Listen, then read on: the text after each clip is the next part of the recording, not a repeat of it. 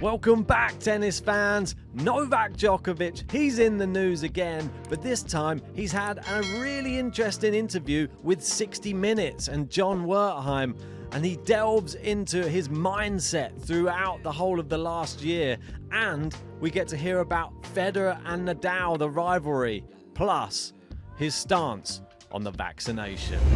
So we're going to start off here. The reporter, really good reporter, John Wertheim, he was asking some very good questions, and he was speaking about some of the young players on the tour, and Djokovic is saying they kind of awaken a beast in me. And he alluded to the fact that some of his competitors are closer in age to his kids than to him, which Djokovic, as you can see, found very, very funny. But he had to obviously tackle the questions of Carlos Alcaraz and how well that he's been performing on the tour, and I thought it was just a good insight into Djokovic's mindset, how this has sort of revitalized his love for the game. I mean, you've got your biggest rival in Rafael Nadal. When he's not there, you need somebody else to pick it up, and Carlos Alcaraz has been that guy. Jannik Sinner coming to the forefront as well, Daniil Medvedev, as we know. But Alcaraz is the one that most people are speaking about. And the one thing he alluded to is he's not as quick as he used to be on the tennis court, but he's much more accurate and has much more experience. And when he was asked, like, how do you manage to hit certain targets on the court that can be the size of a coin? And Djokovic just put his hand up. I don't know, he just has that vision these days. He's much more relaxed, he's much calmer on a tennis court, and uses all of that experience to get massive wins in big matches, able to hold his nerve, as we know, in the big moments. Something that was really interesting that he came out and said, which is something I haven't heard him say before, which this was talking about tennis. Even though there's no physical contact in tennis, there's still a lot of eye contact, which we know that he does have some quite heated exchanges with some of the people on the other end of the court, and he watches every move while they're on the court. And he even went into detail about this, saying when he's sitting at a changeover, he said you can see the big screen, and he said you look up at the big screen just to catch their body language, see how they're drinking their water, see how fatigued they are, see how they're reacting with their box as well, and this can all be used against their opponent. So Djokovic, not just focused on himself, focused a lot on his opponent, even when they're not playing tennis, which I thought was super, super interesting. And this was when he got on to the next question, which was always going to be pitted against him, talking about the vaccine. And he had to be asked, like, his stance on it. And he came out and he did say, I'm not anti-vax, nor am I pro-vax. I am pro-freedom to choose. And this is the one thing that people needed to know, really. He was branded as anti-vax, which he clearly isn't. And he was just very, very careful about what he was putting in his own body. And you can't blame the guy for that, can you? This guy is a finely tuned machine. And the slight, wrong thing that gets put into a finely tuned machine, the whole thing could fall apart. And God forbid, like his amazing career that he's having since he was 30 years old is, well, thanks to all of the team he's got around him and watching everything that he puts in his body. So looks like it was definitely the right decision from him, because he's never looked better, has he? Let's be honest. This one we're going to go through because I thought this was a brilliant insight into him in a locker room. And this was back when he was intimidated by Rafael Nadal in a locker room at Roland Garros. He said, I'm playing Nadal at Roland Garros and I have the locker next to my locker. No, I have his locker next to my locker. So we're so close. We're trying to give each other space, But that locker room is also not that big. When you jump around like Nadal does before we go on court, in the locker room, he's doing sprints next to you. I can even hear the music he's listening to in his headphones. You know, it was pissing me off. Earlier in my career, I didn't realise how all of that is part of the scenario. I was getting intimidated by that, but it's also motivating me to do stuff myself to show that I'm ready for a battle, for a war.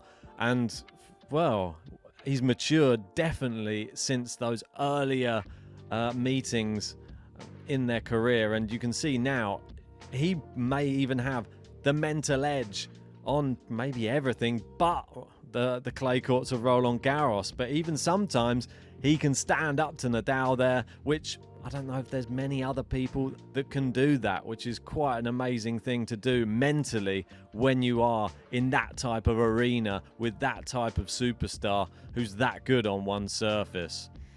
And when he was speaking about Federer and Nadal, he had this to say. He said, we're not friends because, you know, we're rivals. It's difficult as competitors to be very close and kind of share and give insights to, you know, to your life or how you feel, because it could be used against you. Yeah, exactly. He doesn't want to become all buddy-buddy with Federer and Nadal, because next thing you know, he's not going to have as many Grand Slams as them. And that's not what he wants. He is so transparent on wanting to end with the most Grand Slams, the most records. He wants to be setting as many as possible. And he talks very, very well about how he plays well in the big moments. That's one of his big keys to victory in a lot of matches. It's not playing well for the whole match. It's playing well when it matters. And that was never more evident than the match against Roger Federer in the 2019 final that they speak about. And he says, I beat him 13-12 in the fifth set. The sets that I won were all won in tie breaks. Yeah, I mean, it's crazy. Overall, if you see the stats, he was the far better player in every aspect, but I won the match. So that actually tells you you can still win if you pick and choose which moments of the match you're peaking and playing your best when it matters. So key, this. I mean, this sums up Novak Djokovic through and through, I think. We've said it so many times, even over the past year. I mean, we go back to like the first tournament that he won of 2023 against Sebastian Korda.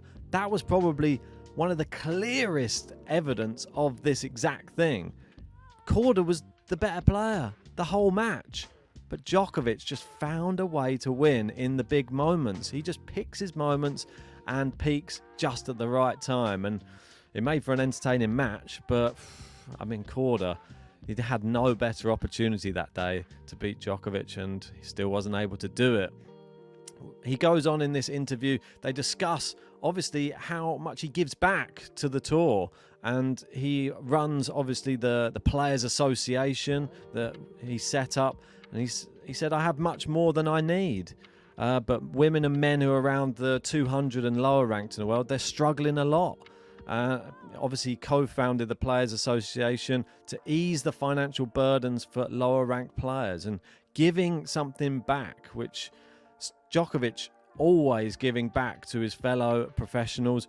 Most notably, recently, we're obviously finding out that Hamad Majedovic, he's been funding the young Serbian's career, really, because it's such an expensive sport if you're trying to get into it. And he was saying in this interview, there's so many talented players that have to even give up tennis because they don't have enough money. They can't earn enough on the tour to get to the point where they can actually make it a profession, which is really sad. And the fact he's giving back in the way he does, testament to Djokovic, I think.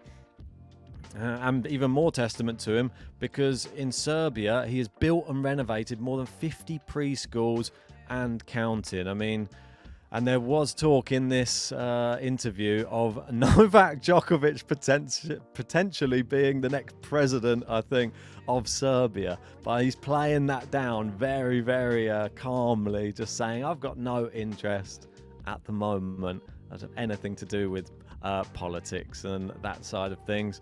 But you have to say, he is adored by the whole of Serbia, and if he even dipped his toe in it for a second, I'm sure everyone would be on board. And then just to finish up, he was speaking obviously about his children as well, and he said, I had a dream that my daughter and my son would be able to watch me win the Wimbledon trophy, and that happened several times. I was very fortunate to experience that. Yeah, and you can see a lovely picture to end on, his daughter Tara, and obviously he's had Stefan at some as well. Stefan giving a lot of fist pumps these days. It's great to see, and well, there could be more trophies to add to his collection next year. But a really interesting interview from Novak Djokovic. If you haven't had a chance to check it out, I'll pop a link in the description below. Make sure you go watch it. It's very, very great to hear from him in this off season, and touching on some big issues that we don't normally get to hear him speak about.